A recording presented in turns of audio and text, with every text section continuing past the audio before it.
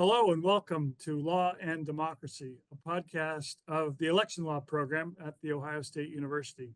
I'm Steve Huffner, the Deputy Director of the Election Law program here at OSU.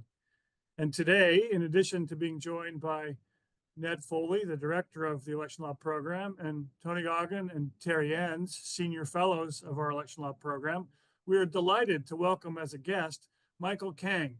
Michael Kang is the class of 1940 professor of law at the Northwestern University Pritzker School of Law. And we've invited Michael to be with us today because we continue to be eager to extend the conversation we had a couple of weeks ago at a symposium event held here at OSU by the Ohio State Law Journal. And the Ohio State Law Journal structured this symposium event around a very new book published by Harvard Law professor Nick Stephanopoulos called Aligning Election Law. And Michael was one of the panelists at that symposium a couple of weeks ago. It was an event that provided a rich set of conversations about a variety of dimensions of the way in which election law today may and may not be serving to help further democratic processes. And we're eager to hear a little bit more from Michael today about some of his thoughts about Nick's book and about the symposium. Thank you again, Michael, for joining us. I think I'll let Tony ask a first question for us. Yes, Michael, perhaps you could begin by providing an overview of your impressions of Nick's new book and his argument regarding aligning election law. Yeah, thanks for having me. And the conference was a wonderful event, and was really excited to be there.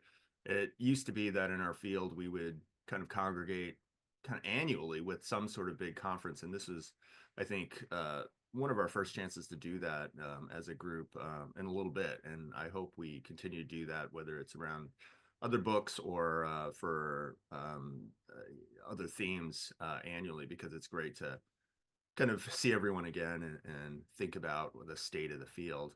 The event was great in part because I got to see everybody, but also because I had a chance to think about the book. I think the book's just a spectacular achievement that surveys, as Nick Stephanopoulos' work always does, kind of the full range of election law in a way that's really comprehensive, and I think connects with the political science of the field, and really taught me a lot. I'm a political scientist, and I feel like I understand that literature pretty well, but there was tons in the book that I didn't know about, and I learned a lot from. I think it's an incredibly ambitious book in trying to cover the entire field and run it through a single value. I think there are some real advantages to that in thinking about how we can be uniform and how there are commonalities across the field. What I realized when I was thinking about the book was also that I fought that impulse in the book a little bit. And I think part of that, as I explained during the symposium itself, was now being into, I guess, my third decade as an election law academic at this point, that I actually do have a little bit of perspective, and having seen the kind of relevant problems shift in the field over that time. And I thought back to another symposium at Ohio State, sponsored by the Law Journal. I think it was like 06, maybe 2006, probably Ned can remember better than I do.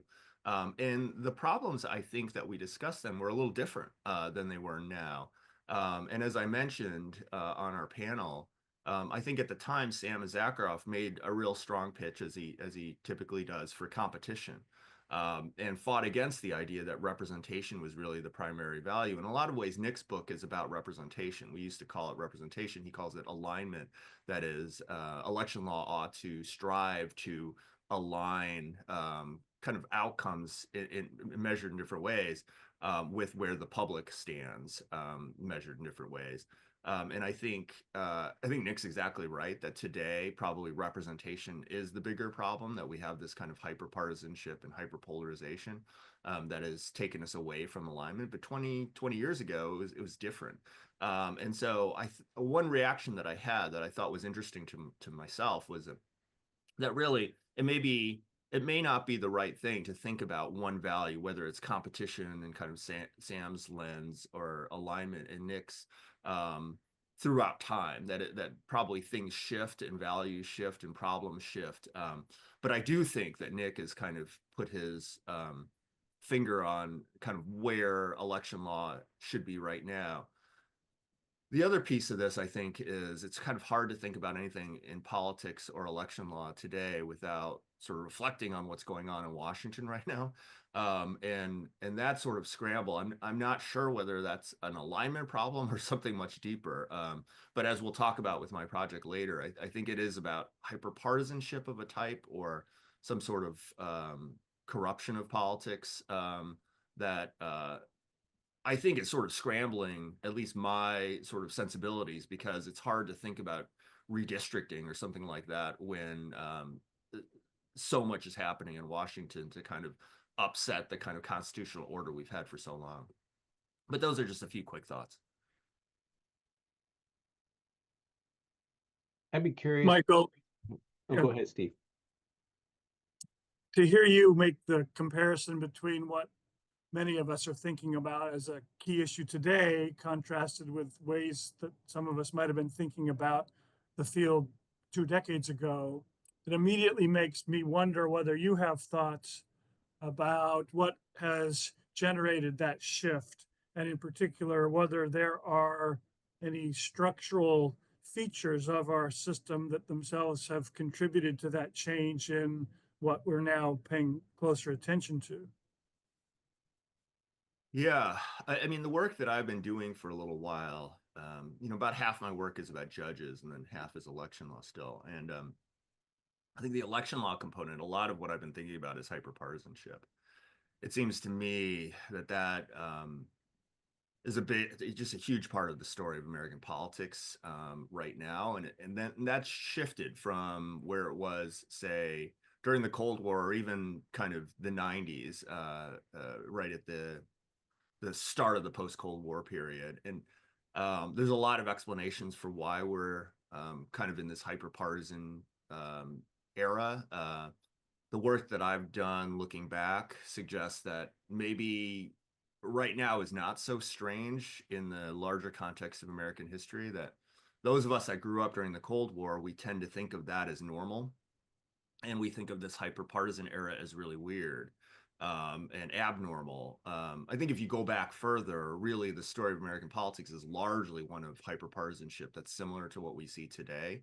And it's really the Cold War, which was the kind of historically aberrant period where the parties overlapped ideologically. We had this kind of common threat of the Soviet Union. You had pretty much unprecedented economic prosperity in the United States, and all of these factors kind of combined to lead to a really kind of bipartisan cooperation in ways that we haven't seen. And then after the Cold War, we've seen the parties kind of align ideologically in ways that people during the Cold War had really urged the parties to become more ideologically coherent and homogenous, and that's what we've had.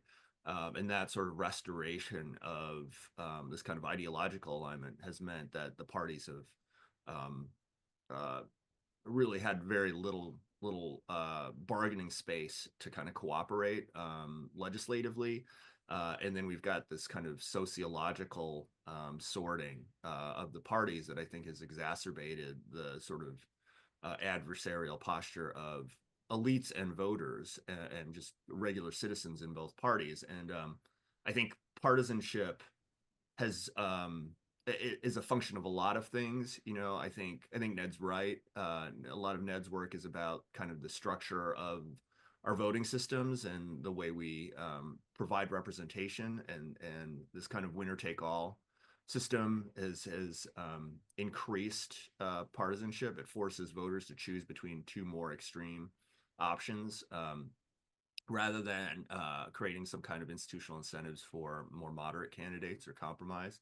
I think campaign finance is a huge part of the story. I think all the empirical evidence suggests that individual donors have become more important. If you think back to the 80s, people worried about corporate PACs. Like that was really the problem, is like Gucci Gulch.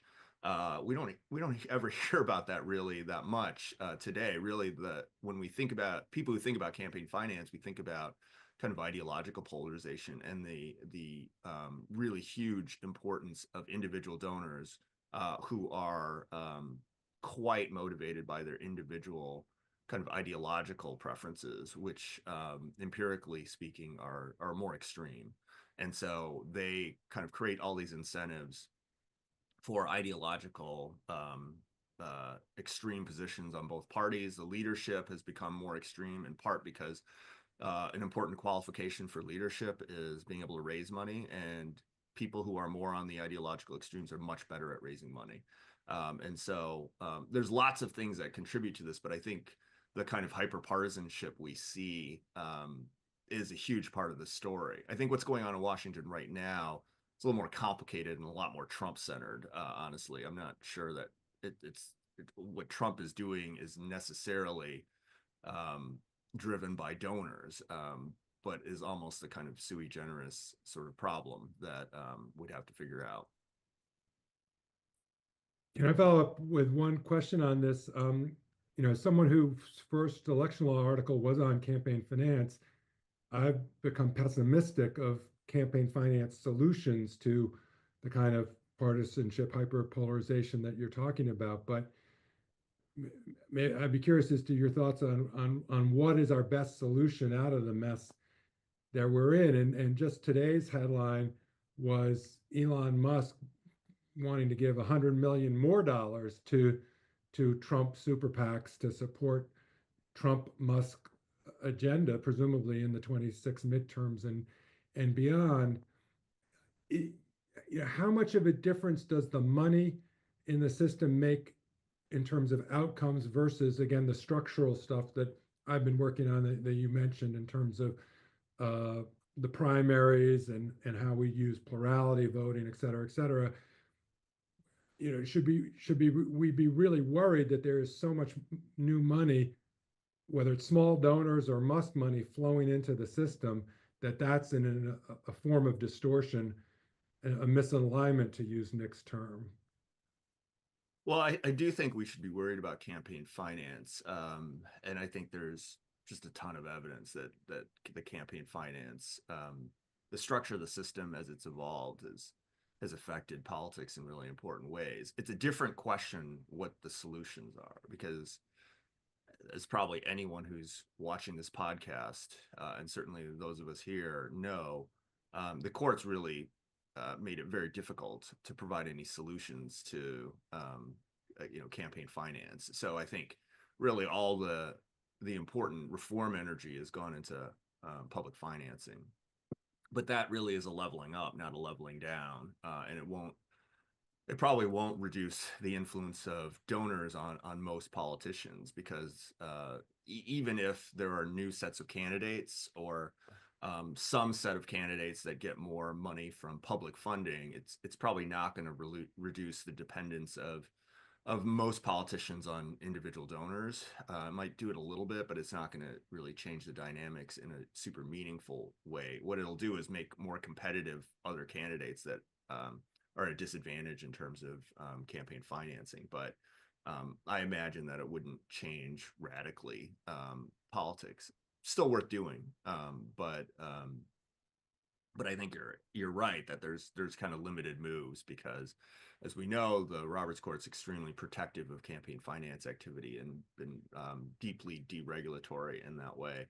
I think it probably does make sense to change the election systems. I think there are challenges with that. Like, one, and Ned's completely aware of this, is that there is a certain public resistance to it, and there's a certain level of voter unfamiliarity that you have to overcome. And so I think it's probably Ned's explained on this podcast before, I think what he's kind of focused a degree on is trying to come up with ways, heuristics to kind of communicate how the system works, whether it's like an NCAA bracket, tournament bracket, or something else. And I think that probably makes sense to do, but there is a kind of inertia that has to be overcome, because I think the first past the post system is so deeply ingrained in a lot of voters' minds that the translation is not always easy. It's not even easy for me. Like, I think if I was confronted with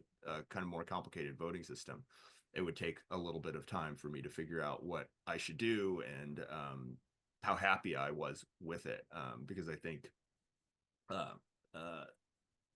the first past the post system, one real advantage of it is really easy. It's really simple to kind of know what you should do, at least kind of at first cut. But I think the problems with partisanship right now, they're not easily overcome, and it's not obvious that there is a solution, right? That, like, elites organize in a certain way, in part because they want to. Like, part of the reason for political involvement and running for office is because you have some sort of point of view. That's not always kind of the median voter's point of view, and you sort of work really hard to kind of achieve your outcomes, not translate exactly what voters want. To the degree that today we have more extreme preferences among the kind of elite class, whether it's the voting system or campaign finance or anything else, they're going to work really hard to get around that and achieve the kinds of outcomes they want. I think especially if you look on the Republican side, the kind of policy preferences have shifted so far to the right compared to 20 years ago. I don't think there's anything that, like, even if you had a magic wand and you could change everything about the system, as long as those are the relevant actors, they're going to work really hard to try to shift things to the right. So I think we should evaluate solutions not on whether they would achieve a kind of total change to the system. And I don't think Ned's really arguing that. But, I think these kind of marginal improvements are probably important. As I sort of started out saying, I think there are lots of bigger structural reasons why politics can shift and different problems become more important. And we can only hope that hyper-partisanship doesn't get worse, because I think there's lots of pathology associated with that. But it may be in 20 years we have a different sort of problem that we have to contend with, and hyper-partisanship is less of a problem. Who knows? I'm sort of doubtful that that's true, but I've seen that sort of shift over 20 years, and so it's possible in 20 years we'll be talking about something else. You said Okay. something interesting to me a minute ago that I wanted to follow up on, about the role of our elected representatives and what they view their role as, or what really motivates them, was how you put it. Because sometimes we talk about elected representatives as potentially playing one of two contrasting types of roles. One is to be agents of their constituents, and the other is to be trustees of the public welfare. But I heard you describing from a more empirical research perspective, a political science view, that a lot of politicians today are motivated really by neither of those ideas about what it is to be a representative, and instead motivated by a desire to be able to accomplish their own agenda, if you will. I suppose one might see that as a version of a trusteeship model, but I wonder, to what extent that framing of the motivation of our elected representatives itself suggests democratic theory, as distinguished from the empirical sense of what politicians are doing is just out of date. Yeah. I think there's less work on what exactly motivates elected officials and candidates than there is about kind of external constraints and incentives that push them one direction or the other. And I think we have a tendency, maybe in academia, to focus more, well, for sure, more on sort of what the external kind of pressures are on candidates and office holders and how that pushes them in various directions. And we probably neglect the kind of internal pressures, that is, like why they do this job, you know, and what pushes them to take positions from their own internal perspective. And I think that that's probably something that is worth looking at, because I do think that's an important part. There used to be some work about activists and how you kind of need to provide some incentive for activists, and if they're not able to kind of push party activity more toward the extreme, then for instance, like a blanket, like we used to talk about the blanket primary in the 90s, that if the blanket primary removes the need and the kind of motivation for party activists to kind of be involved, and all the candidates kind of just move to the center, then the party activists are kind of under incentivized to kind of participate. I don't know that that's like totally a big worry, but that's the sort of thing that looks more toward kind of the internal perspective and motivations of candidates. I think today, I don't think there's any doubt that the candidates and office holders today are more extreme, putting aside whatever incentives that they have, than they used to be. Those are the kinds of candidates, if nothing else, that are kind of selected out of the larger pool of potential candidates, because those are the ones that have a better chance to win today. But a lot of the kind of Lauren Boeberts of the world, who was not someone who was very political, kind of got involved because of the more extreme politics on the right, and then realizes she has a chance to win. And I think today's politics, today's America is more skeptical about expertise and experience and things like that. And so that allows kind of people with more extreme views a chance to enter the system and run as credible candidates in ways that I mean, our president like would not have been able to win a major ticket nomination, you know, 40 years ago. And today he can, for lots of reasons, but the system is much more permeable than it used to be. And so people with more extreme views aren't filtered out in the way that they used to be. So there's a lot more opportunity for them to do that. But I think that's a very interesting, I didn't really mean to say that that's something I study, because I don't, but I think it's a really interesting area as to think about to what degree is what's going on really driven by the internal motivations of candidates, as opposed to the external pressures that we tend to focus on when we think about law. I wonder, Michael, about the role of political fragmentation in this process as well. As you said, we're living in an era of extraordinary hyperpolarization. But at the same time, both parties seem to be increasingly fragmented ideologically, internally. For example, the Democratic Party now spans from John Fetterman to Alexandria Ocasio-Cortez, and they disagree on an extraordinary range of issues. The Republican Party includes the traditional Chamber of Commerce free trade wing of the party, but they also now include really in the leadership role in the party, Donald Trump and protectionists.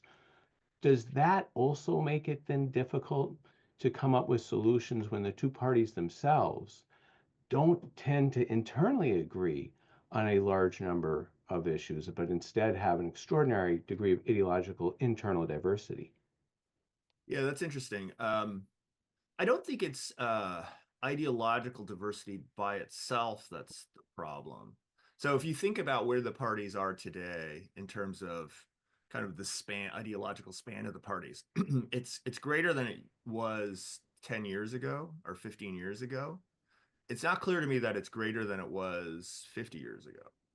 I mean, if you think about where the Democratic Party was in 1970 or 1960, you know, that's a pretty massive span between like the most liberal Democrat and the most conservative Southern Dixiecrat. You know, that's a huge span. I think what's different today is during the Cold War, you had both parties kind of spanning a similar sort of space on the spectrum, whereas today they don't overlap at all and they go further out to the extremes. So it's not really the distance between like the most extreme members within the party. It's that there's a lot of distance, and then also they're in opposite directions, which kind of pulls the parties even further apart. So you have more hyperpolarization. So that's how I think I would think about it. in terms of fragmentation, I mean, this is something that like Rick Pildes has written a fair amount about. And the idea here is the parties don't have as much kind of institutional control. And it's certainly the case that empirically speaking, the more party kind of cohesion, ideological cohesion they have, the more the party leadership tends to be able to influence where the caucus goes. I think that's probably true, but I don't know how to evaluate that. I mean, on the one hand, you look at what happens, like for instance, on the Republican side, and it seems pretty chaotic. Like the leadership has a lot of trouble controlling things. I don't know if that's a matter of the kind of extremeness, because people like Matt Gaetz, I don't even know how to characterize what he is. Like I don't know. Like you could probably come up with some sort of, ideological score for him because he has votes, but like his motivations aren't really ideological. They're just like on this whatever point, they are. just one quick thing on this point. Yeah. I thought it was interesting that on the important budget vote yesterday to avoid a government shutdown, it was essentially a party line vote. There was one Republican who deviated and one Democrat who deviated. And so that was pretty impressive. I don't know whether we should think of this as a good or bad thing, but it was noticeable and impressive that Trump essentially, through Speaker Johnson, was able to get everybody in line. And is that the system working, or is that the system not working the way it should? I don't know if you have a thought on that. No, I share sort of your ambivalence about it, because I think what we have today is you could make a decent case that the parties have less kind of institutional control in certain ways, and like the speaker fights that we've seen in the last Congress is sort of representative of that. But on the other hand, partisanship is stronger, and so there's a lot of party line votes, and partisan cohesion on that score is stronger than it was 40 years ago. The parties tend to vote along party lines a lot more. And so I think the people who study Congress, there are people come out on different sides of this depending on how you focus on this, because the parties don't tend to cross party lines the way that they used to. And they're more predictable along partisanship. And I think today, if you look at the Republican Party, there's a lot of chaos in their caucus. But on the other hand, what Trump wants goes, right? Like they're pretty disciplined about it. Like Trump couldn't do a lot of the things he's doing right now if not for the fact that their membership is really scared of him, and they're willing to go along with whatever he wants. So is that evidence of, like, party centralization? And like, not really, but on the other hand, it means that you get a similar result as you would if the White House and the leadership had a lot of institutional control. It's political control more than like control over kind of the rewards internal to Congress, the way that like Sam Rayburn had or something like that. So I'm not sure if I'm as worried about party like fragmentation or lack of institutional leadership. And I'm a little skeptical, to be honest with you, like with some of the arguments out there that what we need to do is increase kind of party leverage over membership, because it seems to me there's plenty of partisanship out there, and the parties tend to do in the end a lot of what the leadership, whether it's Trump in the White House or the congressional leadership, what they want in the end. And I think given that the leadership is fairly extreme ideologically on both sides, if your goal is to try to reduce polarization, I'm not sure that gets you there. Excuse me. In listening to this, it strikes me the difference between when we talk about the political actors versus the voters. The last few minutes, we've been talking a lot about how political actors and parties and partisanship operates. And I'm not sure we assume very much of the same things about how the voters behave. I think there's much more evidence of well, at least in the last election, there were times when voters are voting for a Democrat on one part of the ticket and a Republican on the other. And I just wonder whether the gap between once you get to office and who you were as a voter, non-politician, like what that gap is right now. Yeah, I think in this last election you might have seen a little bit more ticket splitting. I haven't seen reports on that. Ticket splitting generally has gone down quite a bit from when I was growing up, kind of in the 80s. It was very common for a state to have, senators from opposite parties and then, vote for president in a different way. Now it tends to be that it's pretty uniform that the statewide vote goes all for Democrats or all for Republicans. But there's a kind of a larger question I think that you're raising, which is you have politicians who might not be representing kind of the center of gravity for the party electorate, that there are voters out there that are more centrist than where the politicians are. And I think there's pretty clear political science on that where politicians, whether it's the House or the Senate, sort of end up is much closer to their donors than kind of the median voter in their district, or even their voters, like the voters who support them. They tend on average to be much more extreme. And yeah, go ahead. Well, I was wondering on a related point. So you talked about how the hyperpartisanship today may not be historically that unusual. It may be more of a return to normal, and the Cold War era of more overlap was the aberration. But in the current moment, we're certainly exploring the extent to which the hyperpartisanship we see is different at the level of our elected representatives than it is at the level of the voters themselves. And whether that's a misalignment is, of course, one thing we're talking about. So the question that was leading me to wonder is whether in earlier eras of hyperpartisanship, would we also have identified a misalignment between the elected leaders and the electorate writ large? Yeah, it's a good question. I mean, the problem is we just don't have the data on where people, like what people thought about issues in the 19th century. Really sophisticated polling didn't start till the mid 20th century. So we don't know. We know things like ticket splitting were less common, in the 19th century than they were in the 20th century. So we have kind of indirect measures like that. Party discipline was really high. Some of that had to do with kind of some of these institutional controls, but we can't directly measure it. So an apples to apples comparison is hard to do. But I think the assumption among people who study that is that alignment was that the electorate in the 19th century is more polarized than it was kind of during the Cold War. And the Cold War was something else, that we had this sort of weird period. And I think the assumption might be that it's similar to what we have today, that elites and office holders are more polarized and further apart than voters, but the voters were more polarized than they were during the Cold War, for instance. So I think to some degree, the fact that the politicians are so polarized does reflect something going on in the electorate as well. That I think voters have gotten more polarized than they were 50 years ago. There's some controversy about that, but I think that's true. But they're not as polarized as the politicians.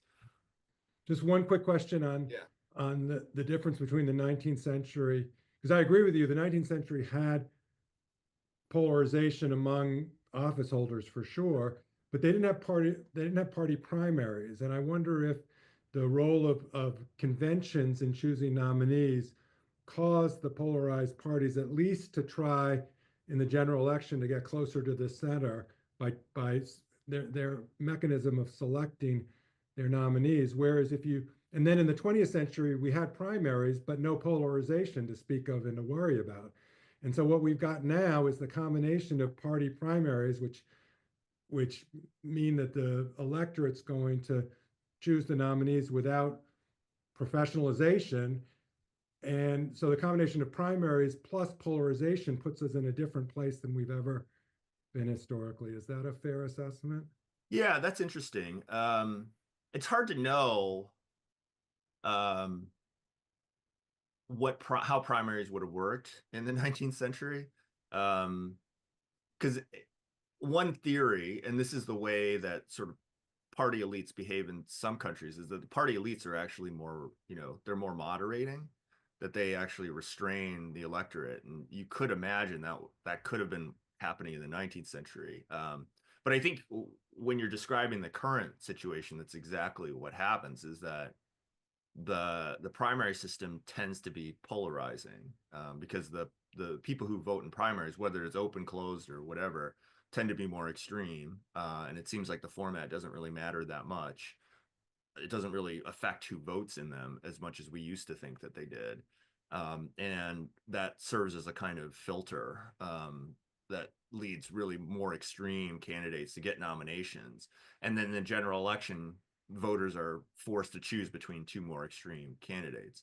I mean, there is a literature out there on districting that suggests like the district composition doesn't really matter that much in terms of the ideological extremeness of the candidate. That is, the more competitive, more moderate district doesn't actually lead to more moderate candidates being elected. And the reason that could be true empirically is because even in a moderate district, you get an extreme Democrat running against an extreme Republican. Now, it becomes less predictable who's going to win because the district is more moderate. But in the end, you get a more extreme candidate.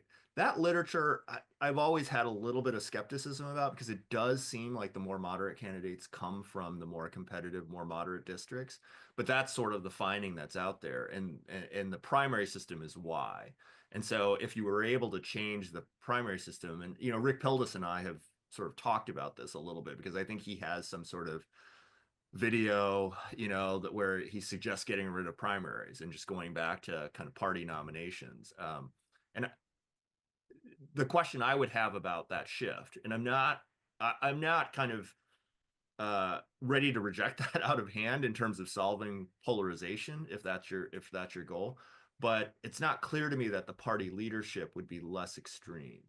That in today's world, the party leadership tends to be pretty extreme too.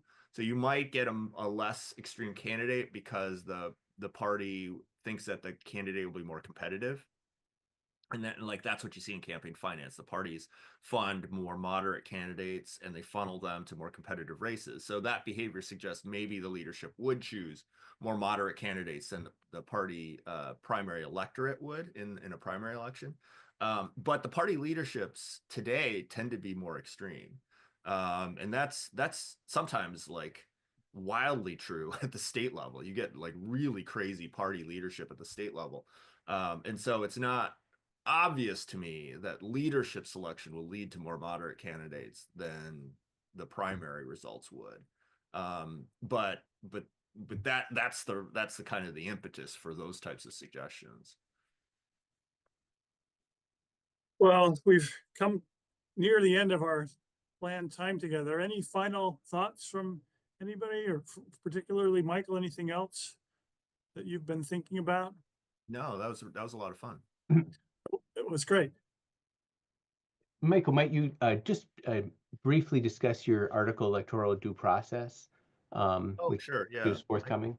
Before Yeah. you do that, unfortunately, I need to run to another appointment, so I would love to hear. I'm looking forward to listening to myself, that conversation, but let me just say goodbye and thank you, Michael, and look forward to bringing you back on our podcast so we can continue the conversation. Yeah, thanks, Ned. Thanks, Ned. Yeah, so this due process paper is coming out in Northwestern Law Review, and it's probably a project that wouldn't have made as much sense a few years ago. And partly it's a response to this kind of problem of hyperpartisanship, and what I see is almost, well, it's really misconduct by state legislatures in trying to strip power from newly elected officials. And you've seen this in a few different states like Wisconsin and North Carolina, kind of most egregiously, where after a Democrat wins, the Republican in a lame duck session, a special lame duck session, comes into session to strip power away from the governor before the governor's even takes the oath and assumes office. And clearly what's going on there is the wrong party won. And so they try to remove power from that office. They wouldn't have done it, obviously, if their own party had won. And you see is also, I think, troubling signs with the use of impeachment, especially against judges at the state level in Wisconsin, at least threats in Wisconsin and many other states, actually. But kind of most tangibly in West Virginia, where it was used to essentially switch the state Supreme Court's partisan composition. And the use of censure and expulsion in Tennessee and in Montana in ways that were unprecedented in the paper sort of charts. But the short story is essentially that I think that there are due process limits, arguably, on this ability to strip power away from elected officials. And the basic idea is, if you think back to 2020, people like Ned, me, and all of you sort of tried to assure the public that state legislatures couldn't just substitute their preferred results after the election goes the wrong way. So that, you know, if Pennsylvania went for Biden, the legislature couldn't just send the electors they want for Trump instead, because there's a kind of due process requirement that once you've committed to an election, you're stuck with it. Now, you didn't have to hold the election. That was kind of the dirty secret in 2020. That's not, there's nothing constitutionally that requires the state to bind itself to an election result. But that's what they did. And once they did, they were required to stick with it. And there's also a kind of line of federal due process cases about election procedure, that you can't change the rules of the election after the election. That once you commit to election rules, you can't change it afterward. There's this important 11th Circuit case that sort of helps define this, but it came up during Bush versus Gore and in various other ways. So the way I saw it was, due process prevents you from changing the rules after the election. It prevents the legislature from substituting its own preferred result after the election. And I think basically the same sort of principle applies to changing the in an appreciable way the power exercised by an official after the election's held. That is, you can't strip, because the election goes the wrong way, you can't strip the power out of the office so that the other side doesn't get to hold office in the way that the legislature had committed to deciding this allocation of power before the election. And so it argues that there's this kind of due process limit. Now, I think probably one, this wasn't a problem not too long ago, that you didn't see legislatures so aggressively trying to use power stripping to kind of achieve or subvert kind of state election results. And also, we wouldn't have worried about it going forward becoming a worse problem. But I think today we should worry about this. And the argument in the paper, at least, is that this due process principle provides a way of checking what I think is obviously a kind of serious democratic wrong, and I think has a kind of constitutional mention that requires courts to step in. Whether courts step in, whether